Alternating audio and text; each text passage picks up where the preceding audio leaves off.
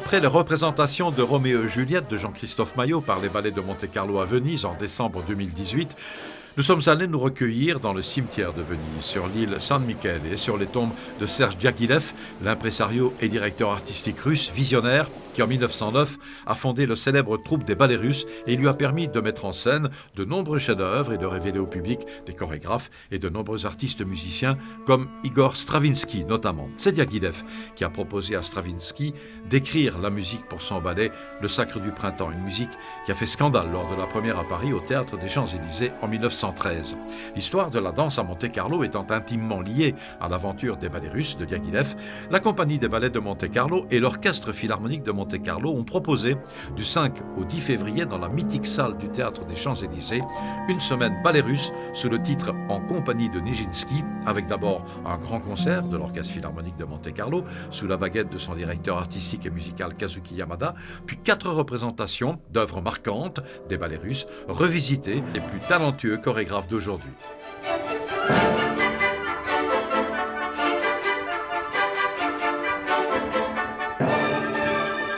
I was so extremely happy. J'étais vraiment très heureux de diriger d'abord ce concert ballet russe ici. J'étais surtout très fier, car pour les musiciens et pour moi, jouer ce programme dans cette salle historique, c'était très important. C'était véritablement un grand honneur. So I was so proud.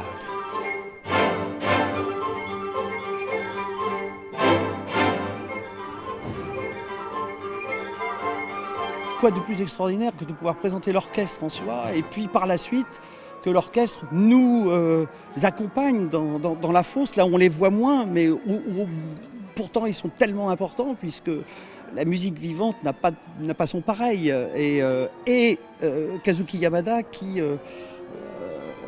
chose assez rare pour un chef de cette trempe, de cette qualité-là, aime vraiment accompagner la danse. Il aime vraiment travailler avec les danseurs, avec les chorégraphes. On sent que c'est vraiment quelque chose qu'il fait avec passion en étant à l'écoute de notre demande.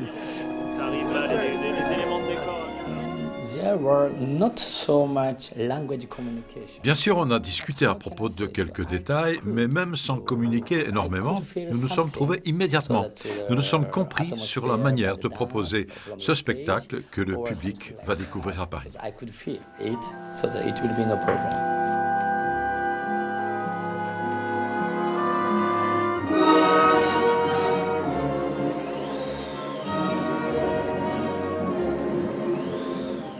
Au programme de En compagnie de Nijinsky, 4 ballets, Daphnis et Chloé, chorégraphie de Jean-Christophe Maillot, musique de Maurice Ravel, Aimer Jean rêve, L'après-midi d'un faune, musique de Claude Debussy, revisitée par Jeroen Verbruggen en première française, Le spectre de la rose, musique de Karl Maria von Weber, chorégraphie de Mario Bucke, et en première française, Petrouchka, chorégraphie de Johann Inger, d'après Michel Fokking et Alexandre Benoît, musique bien sûr de Stravinsky. La présence à Paris, au Théâtre des Champs-Élysées, dans un même spectacle des ballets de Monte-Carlo, avec dans la fosse l'Orchestre philharmonique de Monte-Carlo, a été pour les 2 entités artistiques un événement de première importance qui n'avait pas eu lieu depuis plusieurs années. Cet événement a entraîné l'organisation de journées culture et gastronomie monégasque, avec l'invitation de Benoît Wabitz, qui a remplacé du 7 au 10 février le chef habituel dans les cuisines de la Maison Blanche, le restaurant se trouvant sur le rooftop du Théâtre des Champs-Élysées. Avec la participation de Jessica Sbaraglia, de Terre de Monaco, qui gère le potager en cours de Benoît Wabitz, et de Philippe Culazo, qui a réalisé des apéritifs à la monégasque. Voilà, nous avons créé une petite carte sur une semaine, avec 5-6 entrées, 5-6 plats et autant de desserts. Soupe de poisson de roche, on parle de risotto avec de truffes d'hiver, on parle de légumes des jardins avec un petit condiment avocat, on est sur une escabèche aussi avec des sardines, avec de l'encornet, du poulpe, ensuite du rouget, on a évidemment un filet de bœuf aussi, Prince Albert. Alors c'est un filet poêlé, garni avec foie gras et truffes, et servi avec quelques légumes racines. Voilà. Et évidemment la célèbre crêpe Suzette de Monaco.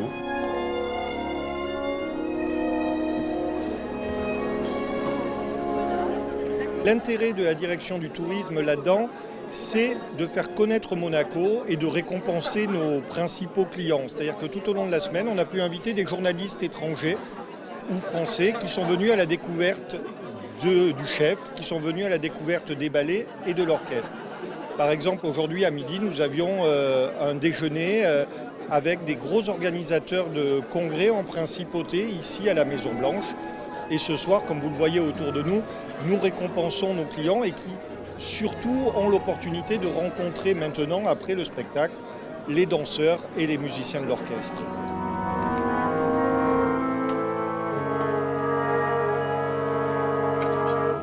Du 5 au 10 février, le concert de l'Orchestre Philharmonique de Monte-Carlo, les 4 ballets réunis sous le titre de « En compagnie de Nijinsky », dansés par la Compagnie des ballets de Monte-Carlo avec dans la fosse l'Orchestre Philharmonique de Monte-Carlo, ont fait sensation dans la capitale française.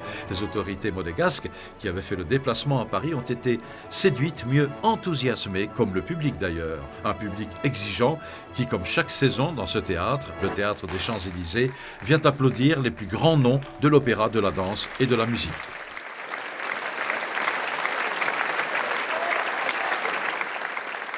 Le public, je crois, de ce soir était un public de connaisseurs, attentifs et qui a répondu, qui était un public chaleureux pour la prestation qui était vraiment, je crois, de très très haut niveau.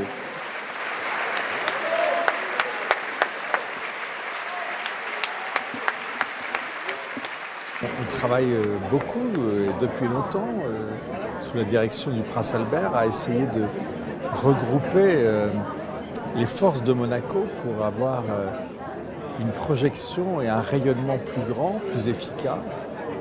Voilà, ça se fait ici ce soir et c'est pour cela qu'avec un certain nombre de membres du gouvernement, nous avons voulu être ici. Et puis ça se fait dans cet endroit magnifique, art déco, le théâtre des Champs-Élysées, avec des spectateurs conquis, ravis. La salle était archi pleine, les applaudissements n'en finissaient pas.